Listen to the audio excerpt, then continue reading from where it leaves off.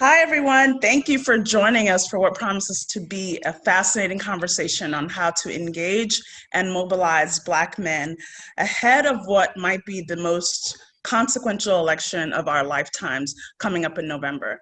My name is Akunna Cook, and I'm a senior fellow at Third Way. Before I introduce our fabulous panelists, I want to do a bit of housekeeping for the audience. We've got high interest in a pretty large audience for today's event, but you can ask questions at any time using the Q&A button at the bottom of your screen. Please state who your question is for, and note that this conversation is being recorded. With that, I'll introduce our guest. So first, I'm thrilled to have with us today award-winning actor and producer Sterling K. Brown. He's a two-time Emmy Award-winning actor and producer, currently starring on NBC's Emmy and Golden Globe nominated drama series, This Is Us, one of my favorite shows. He also received a Golden Globe Award for Best Performance by an Actor in a Drama Series, becoming the first African-American actor to win his category in the award show's 75-year history. Additionally, Sterling made history by becoming the first African-American actor to receive the SAG Award for Outstanding Male Actor in a Drama. In 2018, he co-starred in Marvel's Academy Award-winning film Black Panther, which I rewatched just a couple weeks ago because I needed a little Wakanda in my life. The same year, he created Indian Meadows Productions under a pact with 20th Century Fox Television. The company's chief mission is to champion diversity through the development and production of entertaining, educational, and inclusive projects across multiple forms of media, including film, broadcast, cable, and streaming. In 2018, Sterling was included in Time Magazine's list of 100 most influential people in the world. He graduated a Bachelor's of Arts in Drama from Stanford before receiving his master's degree in Fine Arts from NYU's Tisch School of the Arts. He currently resides in LA with his wife and 2 kids. Also with us today is Bakari Sellers. Bakari is a CNN political commentator and at 22 became the youngest ever member of the South Carolina State Legislature. He was named in 2010 to Time Magazine's 40 Under 40 list. He's a practicing attorney fighting to give a voice to the voiceless, a strong law firm in Columbia, South Carolina, where he has practiced law since 2007. He sits on the boards of Level Brands and Let America Vote. Bakari is also the author of the amazing book, My Vanishing Country, which I finished last night. His memoir centers on the forgotten lives of African-American working class people in the rural US South. He is a graduate of Morehouse College, where he earned a bachelor's degree in African-American Studies, and the University of South Carolina School of Law. And last but certainly not least, Antjuan Seawright. Antjuan has led many extensive grassroots and strategic efforts for political clients at the national, state, and local levels. He's advised campaigns at all levels, including working on the 2008 and 2016 Hillary Clinton presidential campaigns. He serves as a senior strategist for Protecting Our Vote and as a senior advisor to the Democratic National Committee, where he leads the party's efforts to engage and mobilize Black men. He's a BuzzFeed News and Hill opinion writer and a CBS News political commentator. He also hosts Insight with Antjuan Seawright, a weekly radio show based in South Carolina. He's a 2008 graduate of Winthrop University, where he received a Bachelor of Science degree in Business Administration and Marketing, and a 2010 graduate of Webster University, where he received his MBA. Thank you, gentlemen, for joining us today. Thank you. Thank you. I'd like to kick it off with you, Sterling. You're known and beloved for playing characters that are actually fairly political. For folks that watch This Is Us, they probably know that Randall, your character, runs for local office and wins because he wants to change conditions in his neighborhood. And your character in the biggest film probably ever, Black Panther, is also a bit of an activist from fictional Wakanda. How has living as a Black man in America informed your activism in real life? And how is this moment that we're living in, with all of the racial inequities exposed by the COVID-19 crisis, but also the police brutality crisis that we're living through in the wake of so many deaths, including George Floyd, how have all of those things shaped your outlook as somebody with a platform and somebody who is pursuing activism in real life? Thank you for the question, Akunna, and thank you for the opportunity to be with all of you guys, Antjuan, Bakari. I'm honored, man. I, for such a long time, have been a dude who shows up and says other people's words and try to make them believe that they're words that actually came from my being, right? And so over the last 6-7 years of my career, people have been interested in what my opinions are on things that are happening in the world. And it's an interesting and wonderful space to occupy because I recognize that there's an opportunity. Fame oftentimes sort of comes with a loss of anonymity, and it's hard to just walk through the streets and do you the way in which you did. But the wonderful gift of it is that if people are paying attention to you and where you place your attention, then hopefully I can also help focus things into issues that I consider to be of import. And the state of Black people in this country is something that is incredibly important to me. I've been Black for 44 years and have been blessed to be Black and still be here, right? I look at an institution that is tasked with protecting and serving all of its citizens, and I know that it hasn't been that way for all of us. An alarming statistic in my mind the other day where the United States is 3% of the country. We account for 25% of all imprisoned peoples. And out of that 25%, 50% are African-American, even though we only comprise 12 to 13% of this country. So clearly reform is needed. What has been the process up to this point has not worked for us. And just because it may have worked for some of us, right, it has not worked for us on whole. So I kind of consider my job right now is to help lend to the experts like you, people who have been doing this for their whole lives, bringing attention to the things that you have to say, because I'm still in the midst of educating myself. I was looking at the stat that you're talking about with Black men, sort of not being in step with our sisters in the same way with regards to how they've been voting. I'm like, that's alarming. Why is that? How can my presence help to educate myself and to like share the information that you all have to share with the electorate at large? So it's about learning. It's about placing myself in situations where I can bring other people to the conversation. And that's where I am right now. Fantastic. Bakari, I'm going to go to you, and I'm actually going to start off with one of the quotes from your book. You write, "For many Black males, anxiety is grounded in a self-directed anger and rage because our lives appear to be cyclical.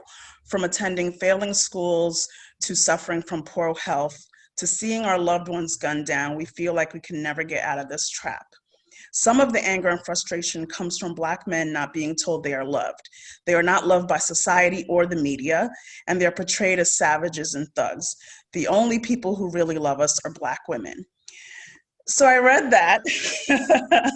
And that boy bad right there. That boy can write. Right. That's what I said. Straight out of Denmark. But you know, as I thought about that, you know, my question to you is, you know, you're somebody who has a huge platform on CNN, you know, you're an influencer, you're somebody that a lot of folks in the political world and elsewhere look up to, but you're also a Black man living in America. And so putting on your sort of strategist hat, like what are the issues that we are missing? What are the blind spots? And how do we start to actually have the conversations that can engage people from your hometown that you write about so eloquently in this book, who are forgotten because of all of these horrible policies that are affecting our communities disproportionately? So let me just answer. First of all, thank you for having me. I am from the big city of Denmark, South Carolina, where we have stoplights and a blinking light. And Gwen and Cleve, my mom and dad, they always say the two most important words in the English language are the words thank you. And so I just want to say thank you. It's an honor, Sterling. I know you could be doing anything in the world, but you chose to be here with us. And Antjuan, my brother, for always getting me involved in these things. Thank you. And Akunna, you're just dynamic. So thank you for being here as well. And everybody who's joined us. And thank you for reading the book. It's been a great success. And just thank you for sharing that. I'm going to start with answering your question, just kind of the back end first of what we have to do. The solution may sound a little elementary because it is, but I don't think things are too complicated. I think we have to begin to meet Black men, particularly Black male voters, where they are. And I think sometimes we have to shut up and stop talking at people and begin to listen. A lot of times we like to go into these political conversations with our shirt and ties on, or with our degrees attached to our hips, and begin to tell people what they need. And oftentimes we don't do a good enough job of listening to their stories and listening to their pain. I tell people that being Black in this country is to be in a perpetual state of grieving, because usually what happens is you have this senseless act of violence, state-sanctioned violence or otherwise. You see the images, you go through this emotion of rage, and then you go through, it overflows into the streets, and then you get sad. And then we have these homegoing ceremonies where we lift people up and have a sense of pride. And then we do it all over again. And it just becomes so cyclical. And, one of the things that I want to do, just as I'm sure Sterling wants to do for his kids and Antjuan, whenever he's fortunate enough to have little ones, is break that cycle. That's our job, is to break that cycle of grieving. My son is named Stokely, after Stokely Carmichael. And, I'm a child of the movement, and I look at the world through the lens of the civil rights movement. Everything politically, socially, culturally, that's how I view it. And, I'll just wrap this up to put a pin on it. My father is 75 years old and I'm 35 years old. And unfortunately, we're having too many of the same shared experiences. Whether or not for him, it was Emmett Till and Jimmy Lee Jackson and Medgar Evers. For me, it's George Floyd, it's Trayvon, it's Tamir, it's Keith Lamont, it's Walter, it's Sandra, it's Breonna, David Mack, the list goes on and on and on. For him, it was the 16th Street Baptist Church. For me and Antjuan, it's Mother Emanuel AME, where Clem and 8 others were gunned down. And so, as much progress as we've made in this country, we still have yet a ways to go. And right now we're having this reckoning of our country's history, which is good. But I don't want the voices of those who were forgotten to be left behind. And so it's kind of hard during this COVID era. And we're going to have to figure out new ways to do it. But we do have to meet people where they are and to begin to listen to their stories and listen to their pain and trauma.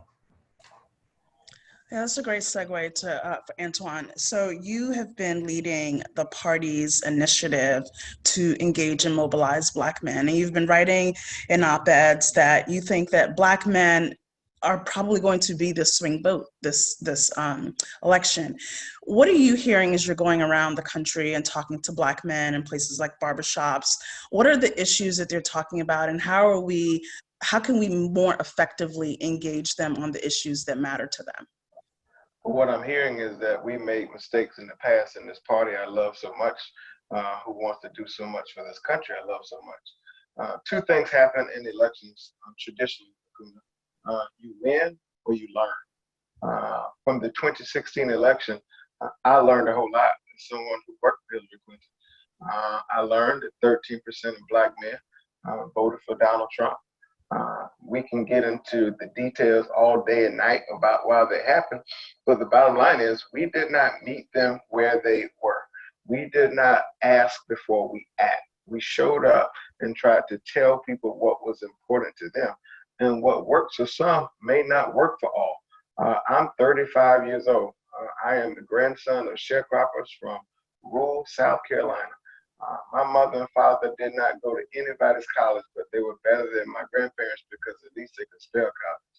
I watched my dad work 2 jobs. I heard how he had to pick cotton, forced to go to schools he did not want to go to with people who did not look like him. I went off to serve this country, but we never missed a beat. That is some of the things that motivate people in a way that the conversations inside the political bubble may never do. And so now I've spent this election cycle, and I'm going to dedicate the rest of my career to making sure we engage perhaps the most consequential voting bloc in a generation, and that's Black men. No one will ever hear me turn down the volume about the importance of African American women. I come from a strong bloodline of strong Black women who know how to make the day go and the night work. But when we talk about the Black vote, we have to talk about it from a collective standpoint. We can elevate Black women, but we also can talk about the significance of Black men. We can talk about consequential issues like healthcare, infrastructure, jobs, wages. the environment and how they impact Black women, but we also can show up at the barbershop. We can show up at the gym, at the spades table, at the happy hour, and even at my yoga studio where some Black men participate with me to talk about those very same issues. And so what I hear around this country, Bakari's a hater on my yoga practice, but that's okay, because you got to meet people where they are. There are some people who show up at the yoga studio. But when I go around this country and we have conversations, we oftentimes hear about how this party does not care about what we really think, and they want to tell us what we should vote for, but not why we should vote for them. And so, Akunna, I'm going to spend the rest of my career. I made a pledge personally to Joe Biden and to Tom Perez. I'm going to do everything to make sure Black men know they're valued and appreciated, and we understand the issues, because no one can speak to our experiences like those who walk through these experiences. Thank you for that. So Sterling, I read in your introduction that you created a production company, Indian Meadows Productions with 20th Century Fox, to champion diversity across multiple platforms. Why did you decide to start a production company with this particular focus? And what are you hoping to do with your platform? Yeah, so Indian Meadows is the name of my production company. It's also the name of the neighborhood that I grew up in St. Louis, Missouri.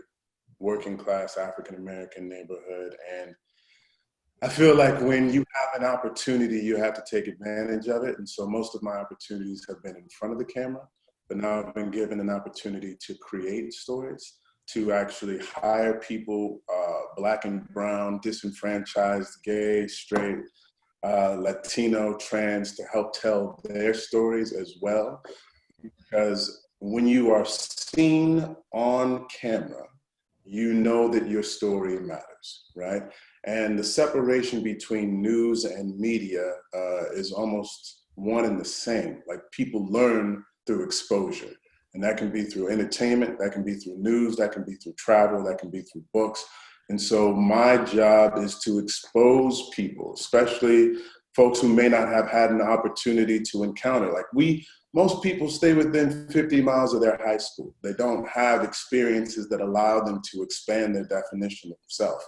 So if I can create programming that allows people to have a different experience, or recognize that, like, the way in which they live life is not the only way to live life, and that they can value life in other people's stories, if they can see themselves in other people's humanity, then maybe it makes it that much easier for them to not see everyone else as the other, but hopefully pull people in close and be like, well, you know what?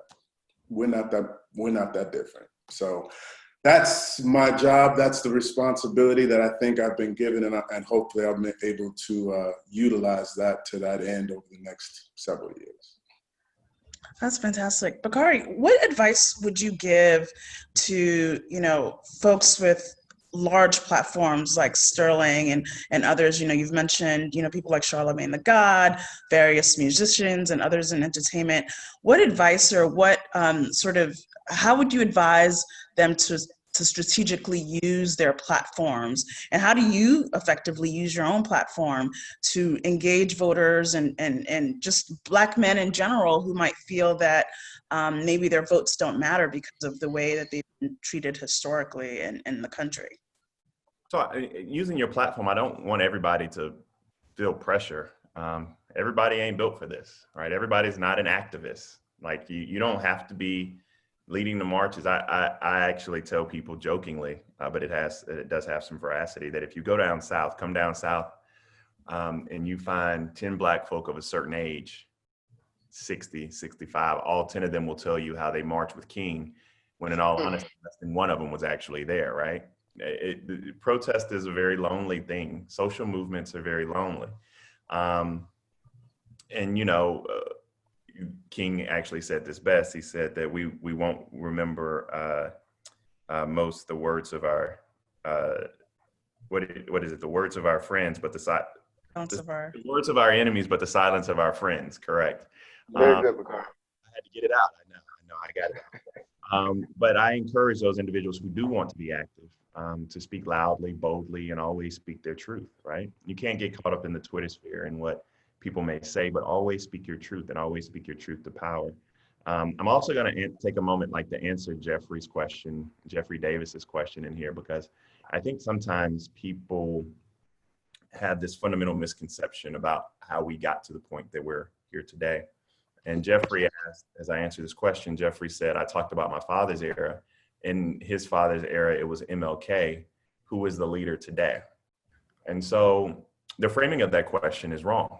And I'm not picking on Jeffrey, but it's something that's oftentimes asked, because we live in these communities now where we have this Messiah complex, where everybody's sitting on their hand and waiting on the next Barack Obama or Malcolm X or Martin Luther King Jr.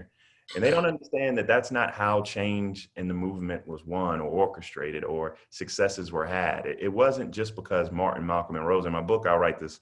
Well, I remember my father teaching us this lesson. He said that heroes walk among us, right? And when you think about that, it had to do with the Sarah Mae Flemings. It had to do with the Marion Barrys, the Julian Bonds, the Majeska Simpkins, the Septima Clarks. I mean, the list goes on and on and on of these.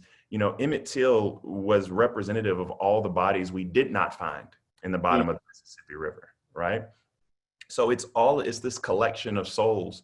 And I want people to know that no matter if your platform is 3 or 4 people, or 300,000 or 400,000 or 3 or 4 million people, that we need everyone who wants to be a part of this movement to join it and speak their truth to power. And so I don't want people to think that they themselves cannot be leaders, because everyone has that ability. Everyone has that capacity within themselves. And as Barack Obama says, you know, movements start in church basements, eating cold pizza with cell phones, you know, dialing and doing all of those things that are necessary. And I want everybody to understand that they have that ability within themselves. Yeah, that's a great insight. I mean, Antjuan, before I get to questions, and again, just to remind folks that you can ask questions using the Q&A feature. You know, you talk a bit about the party needing to meet people where they are and engage them on the issues that are most important to them.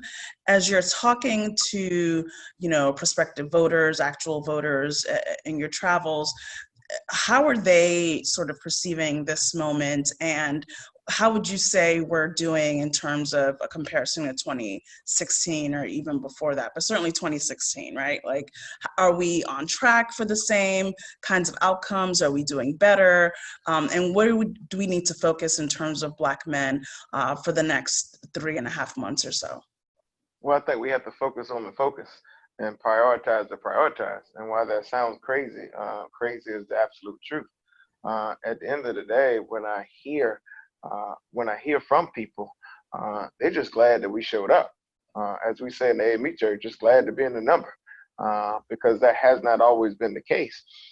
And just feeding off something Bakari said, I think what people are starting to realize is that there's an elevated urgency around what will happen in November.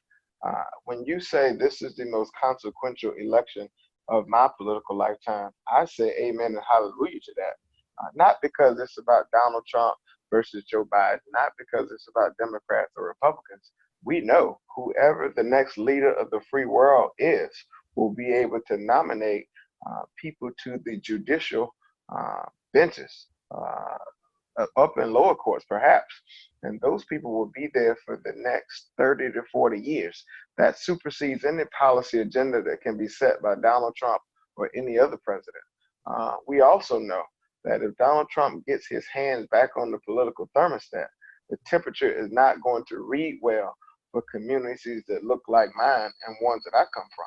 And so this election has generational consequences. But I think what also people are figuring out as I travel this country and virtually and talk to voters is that we all have a role to play. The one thing I love about the movement is that nobody ego stopped them from making progress. John Lewis was just as important as Jim Clyburn in the movement. Martin Luther King was just as important as Donella Wilson. And everybody maximized where they are because they knew it was bigger than them, it was about us. And I think that if there's one thing I've learned is that leaders do not create movements. Movements create leaders.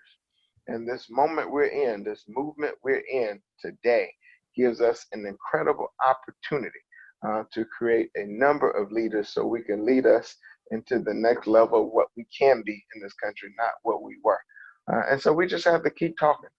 We have to keep having the conversation. As a Black man, I personally feel like we have lumps in our carpet in this country because we swept so many things under the rug. And as a result, we're tripping over things that my parents and grandparents tripped over for generations. If I'm fortunate enough to have children one day, I don't want them to have the same stumbles because of those lumps in the carpet. I don't want Bakari's two children to have the same stumbles he and I had growing up in this moment we're in. And that's what the American experiment has always been about. Generations of people continue to get better as we go. Yeah, thank you for that. So Bakari, I wanted to come back to you just to follow up on something that that Antjuan talked about, which is that, you know, we often talk to voters, particularly Black voters, as if they're a monolith, right? And so, you know, when we talk about rural voters, we're probably not thinking about Black folks in Denmark. And when we talk about, you know, suburban voters, we've got someone in mind, and it's usually not Black voters. How are you, particularly because of your experience growing up in the rural South, how do we do better in terms of engaging what is essentially a diverse Black electorate? And how can we, you know, as Democrats, just do a better job of recognizing that Black folks are not all, you know, in the inner cities? Now you hitting my high notes right there, because you're talking about some of the simplistic, disappointing rhetoric that a lot of my friends on the left use as well. Because when we say rural, you know, they talking about white folk. Mm-hmm. And when we say urban, they talking about us, right? Or when they say working class, they're talking about white folk, right? Like they never met a Black working class person before. It's very interesting. I grew up in Denmark, right? Which is in the Low Country. We still like mustard-based barbecue down here where I'm from, but that's a whole nother conversation. But where I grew up, it's a food desert, which means that you can't go 2 or 3 miles and get fresh fruits and vegetables. We lost our hospital in 2010. My mom had leukemia, so you know we had to move her from Denmark and put her in Colombia because the closest hospital was 30 to 45 minutes away. The schools are what's called the quarter of shame, where kids go to school and their heating and air don't work and their infrastructure is falling apart. Due to CAFTA and NAFTA in the early, and some other technological advancements, but mostly due to trade, in the early 90s, a lot of our textile mills, et cetera, closed down, and so jobs left. The water that we have in Denmark is not potable, not suitable to drink. You know, our main streets, small businesses, I fundamentally believe are the lifeblood to our American economy. I know people think, you know, all these large corporations, I'm somebody who bets on small businesses, right, as being our lifeblood, but those are all boarded up. Still very hopeful people, you know, that we still got more churches per capita than anybody would imagine, right? When I was growing up in my grandparents, when I was visiting my grandparents, I went to 2 churches on Sunday. One was AME and one was Baptist. Bless you, Bakari. It poured in me twice. And so that's my story, but it's also the story of a lot of individuals who still live in the poor rural South. And so to put it very practically, if you're going to change North Carolina, South Carolina, Georgia, Mississippi, Alabama, Arkansas, even Missouri, if you're going to change these dynamics and change the electoral politics, you have to begin to win in these areas. You have to begin to understand these issues. And we have to be active in creating policies that are going to address a lot of these systemic issues. This is my admonition to Third Way and everyone who will listen to my voice. Rising tides do not lift all boats. That is a bullshit statement that has never worked, and it does not work today. You cannot have race-neutral policy to effectuate change for race-specific problems, okay? And until we understand that we have to direct resources, be intentional and purposeful in lifting up these communities of despair, nothing will change. And a lot of times, Democrats and Republicans alike govern from that mentality. That has to change.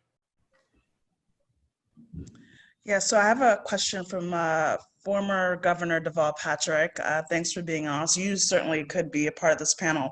But he's got a question. Patrick was on. I'm sorry for cussing, Governor. Bakari ain't got no manners. So his question is, we've come to expect the worst of Republicans, but also the minimum of Democrats. How do we as Democrats convince Black men who are justifiably skeptical about politics to take a chance on us this time? And then how to get often tentative incremental Democrats once in office to take actions bold enough to meet the needs and worth of Black men? Sterling, I'm gonna start with you in terms of how do we convince Black men who are skeptical about politics to take a chance and to engage on voting? What do you say to your own friends or to folks that you talk to who might be skeptical about how important it is to engage and vote? It's really interesting because I'm talking to two brothers from South Carolina. 2016 was a learning experience for your boy living in his liberal bubble of Los Angeles, right? No way, like, we got this. And you saw like the votes coming in, it's like, it'll work itself out, right? I did spend 6 years in Charleston when I was working on a TV show called Army Wives. And that was a pretty illuminating experience for me in terms of being south of Broad in a pretty white area, being one of the few local celebrities, going to all these wonderful restaurants and being one of few Black faces there. And then going to play basketball with folks and meeting the brothers from North Charleston and whatnot, and just seeing the absolute synchronicity between poverty and race. And you get to a certain place north of Meeting Street or East Bay or King, and the money stops and the Piggly Wiggly begins. And this is where the Black folks are and the white folks are south of that, right? I feel like over the past 4 years, there's been an emboldened presence of white supremacy that has been enabled and encouraged by this particular president. That has made it incredibly clear to me that the institutions of this country, while I've always known were never intended for me, it has become that much more prescient. It is in the forefront of my consciousness. When you talk about, excuse the government, like, calling shithole countries from Africa, you call them players from the NFL sons of bitches, and a majority African-American league or whatnot, it's just like, oh, you are speaking to people who will be ignited and impassioned by this rhetoric, who don't see a place for me, right? Or your place is, you can come this far, but if you try to get any closer than that, we'll strike back. There's good people on both sides when folks go to the Home Depot for their tiki torches, you know what I'm saying? So I just feel like that sort of, what I thought was irresponsibility initially, I find to be malicious and directed and pointed at this point in time. And I don't know how we can sit back and allow the possibility of 4 more years of that kind of emboldening of a segment of society. Akunna. Yeah. Akunna, if I can. Sure, please. The truth be told, to Governor Patrick's thought and to his question, I think we have to remind people we've come this far, 1, by faith, but 2, because we were able to demonstrate our net worth at the ballot box. If you look behind me, there's a picture. I don't know if you can see it, but in that picture is there's a lot of people, but 2 of those people is George Elmore, the guy who filed a lawsuit in South Carolina so that Black people can participate in the Democratic primary, in the all-white Democratic primary. If it wasn't for George Elmore's lawsuit, Black people around this country, perhaps today, would never be able to participate in Democratic Party politics. That means we never would have got to the point of nominating Barack Obama in 2008, thanks to the vote in South Carolina. Now he would go down as the first Black president, or we never would have launched Hillary Clinton in 2016 to be the first woman nominee for any major party for president. In the other pictures, in the picture also Donnella Wilson, who voted in every election up until she died 109 years old. She raised 3 generations of my family on the Langside Plantation down in Fort Mott, South Carolina. If it wasn't for those people showing up and making sacrifices, we would not be in this position today. And I think as we go forward, we have to remind people 2 things. Politics and winning are about coalitions and constituencies. The key ingredient to that for Democrats is our participation in the process. When we show up, we win. Ask Barack Obama, ask Doug Jones, ask the House majority we have now, thanks to us showing up in 2018. I think we also have to recognize the fact that we cannot govern if we do not win. And so we can have all the policy conversations and agenda and discussions we want as it relates to bettering our community.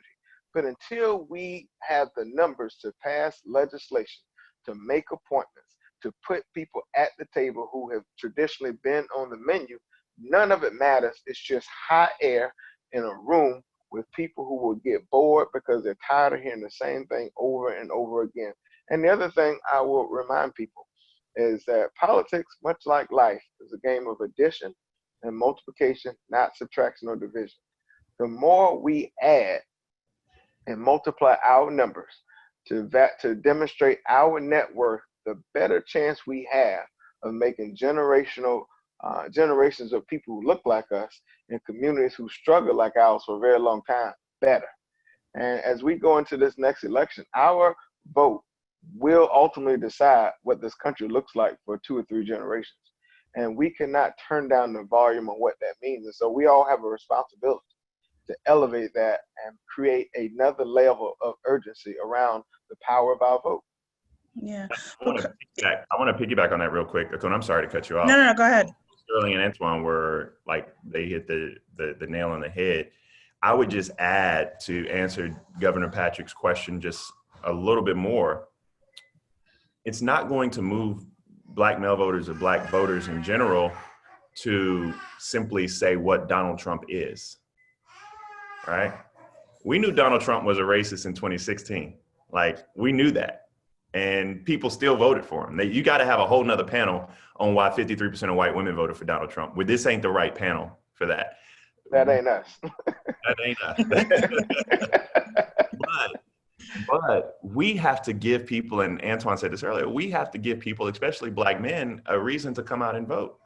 And we have to begin to talk to them about things that are not just criminal justice reform, but also Black men are concerned about how they are able to reach into the Small Business Administration and get loans to build their small businesses.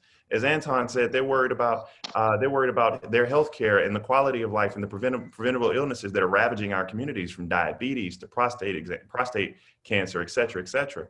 So there are a collection of issues, and that's why, my friend Charlemagne and Puff got into a little trouble because they may not have communicated the best way, but I actually appreciate their heart and know where they were. And they're pressing individuals to have an agenda that talks to Black folk. There is nothing wrong. There's absolutely nothing wrong for developing a Black agenda. And why do I say that? You know why? Because on the right side, evangelicals, they have a list of demands for their candidates every year. The pro-life community got a list of demands for their candidates every year. The NRA got a list of demands for their candidates every year. Why can't Black folks simply say, these are the things that we want. We're going to do everything. And there are a couple of things that can be true. I can push Joe Biden to be a better candidate and work like hell to get him elected. Those things are not mutually exclusive. And so we have to remember that we have to work for these votes, Antjuan. We have to do the work necessary. And the last thing that I'll say is, for everyone listening on how do we do that, the work does not get done in the August before elections, because that's what people like to do. They like to parachute into your community. They go to one high school football game.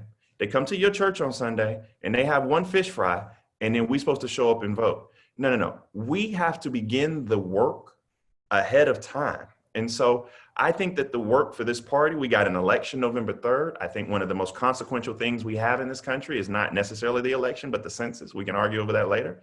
But I think we have to prepare people for both of these things. And then we have to make sure that we hold people accountable, and we make sure that they're there day in and day out to do the work necessary, so that we have local elections that are won. We have midterm elections that are won, because one of the biggest regrets that I have is that we left Barack Obama out to dry without any backup or support in those midterm elections when he was president of the United States. Bakari, I think you're so right. You cannot win an election in July and August, but you damn sure can lose one. And that's why we have to treat the most consequential constituency in a generation, Black men, as an investment, not an expense. And so while these conversations are good, I think this party, all of the committees, our candidates have to demonstrate that where we invest our money, who we put in these communities to communicate with consequential voters. And at the end of the day, what do we do? Not just 3 weeks out, but what do we do 3 months out to make sure that voters of color know we're valued and appreciated, and to tell them what we're going to do for them? Bakari, I don't want to forget the last part of Governor Patrick's question, because you've been an elected official in South Carolina where you were in the minority, and so you've dealt with some of these dynamics. How do we get Democrats, once they're in office, to take the kinds of bold actions that are necessary to meet the demands of a Black agenda in the first place? So getting them to vote, 100% important, but what do we say to our elected officials? How do we get them to be more responsive to that agenda? And that's where you have to be active, and that's where you have to have a network, and that's where it's important and this is where I would want someone like Sterling to take the lead, right? Because it's not just using your platform in the lead up to November. It's after inauguration, making sure that we have the policies that we want. It's one thing to lead a voter registration drive, which is important in the lead up. It's another thing to show up in a committee room, right? When these bills are being hashed out, to know who your congressman is, and know what committee he's on, and know the chairman of that committee.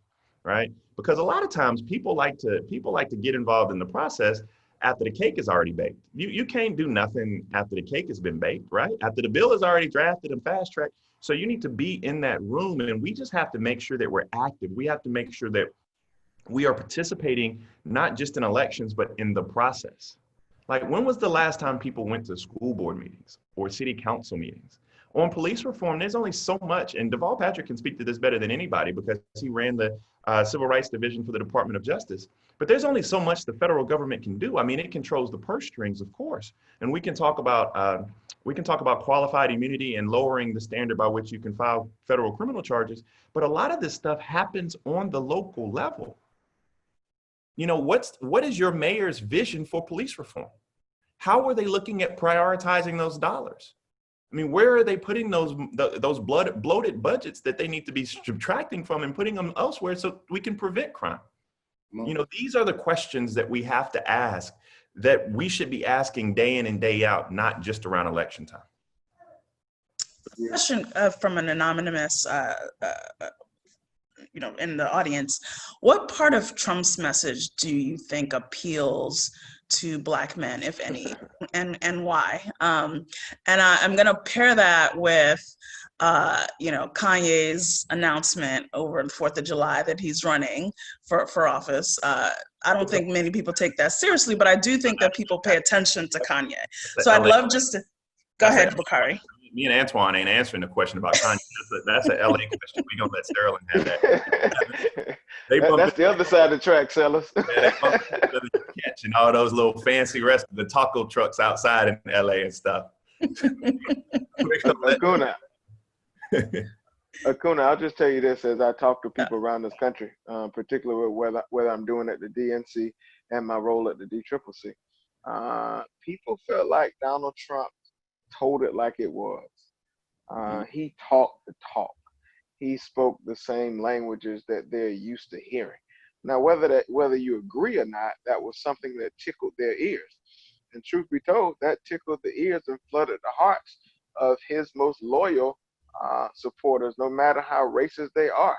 And you cannot ignore that. You can't press the ignore button on what that means for some people.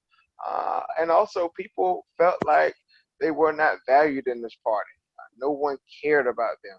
They were speaking above them and not to them and through them. And that's where Antjuan, Seawright, Bakari Sellers, Sterling, Akunna, and so many others, that's where we all have a role to play to make the simplified even more simple, so people can understand how elections will determine not only the price of gas you put in your car, but how long it takes for you to drive to a hospital. That's why, Akunna, it's up to you to make sure you speak to your circle of friends like, yes, Black women have been the political concrete of this party, but we also need our Black men to help mix it and make sure it drives the right way. And so we all have a role to play in shaping this thing. And when people start to get their minds and hearts tickled by some of the rhetoric of Donald Trump, I think we have to make them understand or help them understand what that means for generations of people who look like us in communities that look like ours.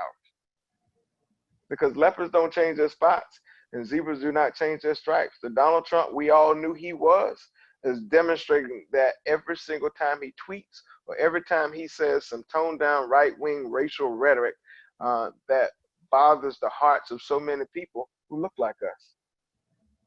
Thank you for that. We're almost out of time, but I wanted to end by just asking the three of you before we end. Now that we've had this conversation about how we engage Black men, and I want to ask the three of you, as you think about going into November, and as you think about how your own engagement in voting and in reaching out to your networks, what would you say are sort of like your top, one or two priorities going into November, just for your own, outreach and in your own, Sterling as a creative and having this production company, and also as you go on your journey of educating folks, Bakari, with your tremendous platform, and Antjuan with the work you're doing, what are your priorities over the next 3 months? And I guess I'll start with Sterling. Don't start with me, Sterling. Okay, we can finish with Sterling. How about that? We'll start with Antjuan. I'm still waiting on Sterling to tell me about Kanye West. That's what I was. Well, I think I'm going to just come to the political altar with no agenda, simply to listen, with the understanding that I am going to be criticized because I am a part of what people describe as the insiders of the party. But I'm also going to remind people that they matter, that our votes will continue to matter, and our net worth means something. Otherwise, there would not be people who do not look like us in rooms that we will never be in, working hard every single day to take it away. If our vote didn't matter, voter suppression would not be a thing in 2020. And I think we have to sober ourselves about that. The other thing I'm going to do is continue to block and tackle.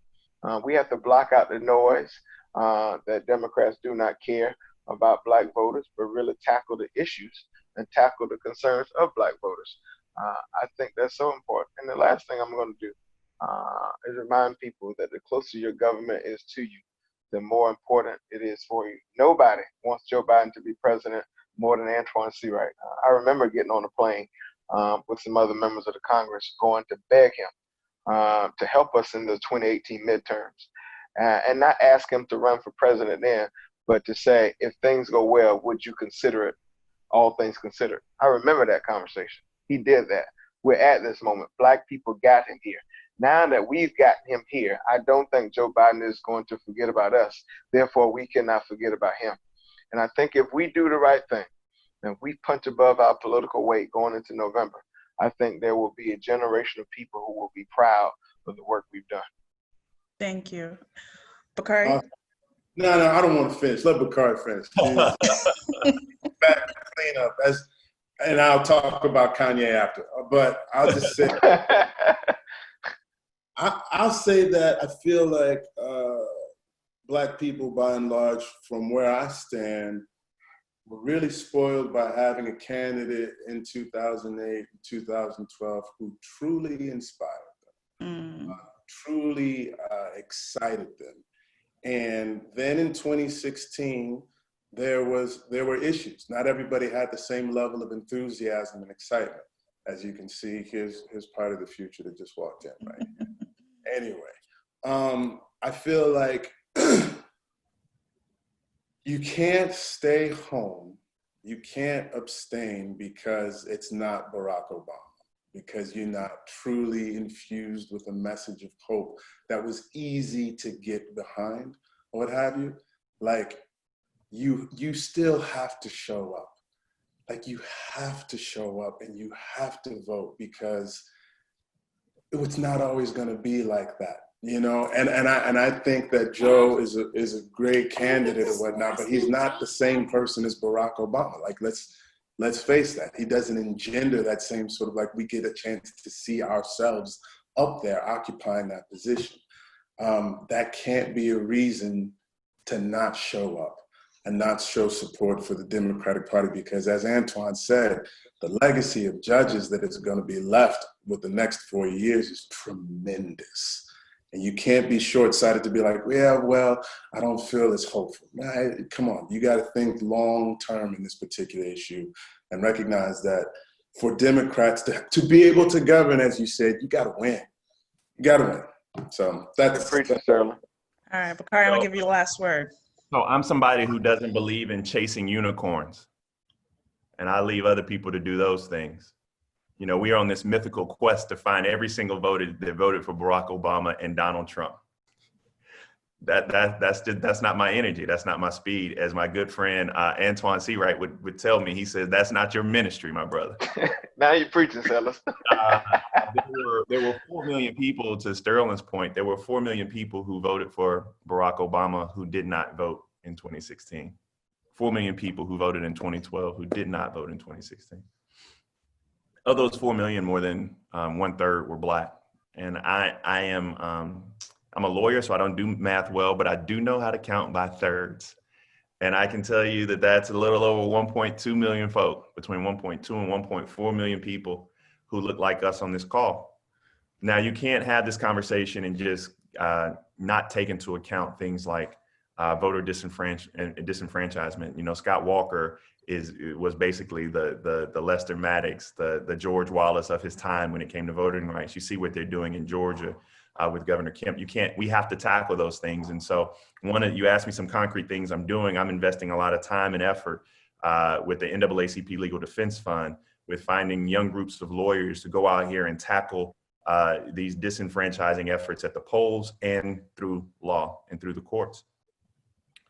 But I'm also focused on engaging those voters, like Sterling said and Antjuan said, those voters who, because whether or not you like this statement or not, we take for granted the fact that there aren't just 2 people on this ballot. See, in 2016, we thought it was just Hillary Clinton and Donald Trump, but we forgot that some people chose the couch. And in 2020, we need to make sure that we're giving them a reason not to choose the couch. And so I get paid to go on CNN and tell people who Donald Trump is. We know who Donald Trump is. And I give that message out a lot. A lot of us give that message out. But the work I'm going to do between now and November is tell people why it's important for them to vote and some of the things that Joe Biden and the Democrats will do for them. I don't have a Donald Trump message. I don't waste my time with that, because when I talk to these men, when I talk to these Black voters, they already know that Donald Trump is racist. They already know who he is. And most folk I hang out with, they don't call him racially tinged or racially charged or whatever other word they use in these headlines. They just call him racist. They know that. But they also want to know, how are they going to lift their families out of poverty? Why does their grandmother have to choose between paying her light bills and getting her prescription drugs? They want to know why their kids are going to school, and when it rains, it floods in the school.